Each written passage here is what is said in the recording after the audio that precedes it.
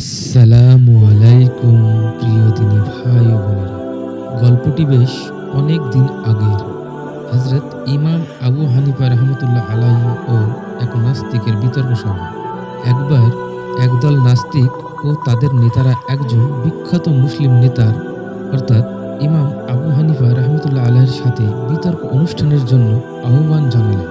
যদিও ইমাম আবু হানিফা রহমতুল্লাহ আলাইহি বিতর্ক করার ব্যাপারে খুবই বেশি আগ্রহী ছিলেন না, তারপরও তিনি রাজি হলেন। বিতর্কের বিষয় এই পৃথিবীর সব কিছু কারো সাহায্য ছাড়াই এমনিতেই তৈরি হয়েছে নাকি হয়নি। এই অনুষ্ঠানের দিন সবাই নির্ধারিত সময়ে উপস্থিত, শুধুমাত্র ইমাম আবু হানিফা রহমতুল্লাহ আলাইহির নেতাবাদে। সকলেই অপেক্ষা করছেন ইমাম আবু হানিফা রহমতুল্লাহ আলাইহির জন্য, কেননা তিনিই মূলত বিতর্কে অংশগ্রহণ করবেন মুসলিমদের পক্ষ হতে। সকলেই অপেক্ষা করছেন, অথচ তার কোনো দেখাই পেল না। একদিকে নাস্তিকরা মনে মনে খুশি হতে লাগলো, অন্যদিকে মুসলিমরা লজ্জাবোধ করছিল তাদের নেতার অনুপস্থিত থাকাতে। অনেকেই ধরে নিলেন তিনি হয়তো আর আসবেন না পরাজয়ের ভয়ে। একটি সময় সকলে সিদ্ধান্ত নিল যে অনুষ্ঠান শেষ করে দিতে হবে, কারণ সে তো আর আসছে না। ঠিক তখনই তিনি উপস্থিত হলেন এবং মঞ্চে ওঠার পরে সকলে তার নিকট জিজ্ঞেস করল, কি কারণে আপনার আসতে এত দেরি হলো? তিনি একটু চুপ থেকে বললেন, আজ এক অবাক করার মতো ঘটনা ঘটেছে, যা সত্যি অবিশ্বাস্য, আর এই কারণেই আমার আসতে দেরি হয়ে গেল। সকলেই ঘটনা সম্পর্কে জানতে চাইল। তিনি বললেন, আমার ধারণা তোমরা এই ঘটনা শোনার পর আমার কথা বিশ্বাস করবে না, অথবা আমাকে পাগল বলবে। এই জন্য আমি এই ঘটনা এই সমাবেশে বলতে চাই না। নাস্তিকদের দলনেতা বললেন, আপনার মতো একজন বিজ্ঞ আলেম কখনো এমন কোনো কথা বলবে না যাহার কোনো গ্রহণযোগ্যতাই নেই। নাস্তিক নেতা তাকে অনুরোধ করে বললেন, ঘটনাটি সকলের সামনে বলতে।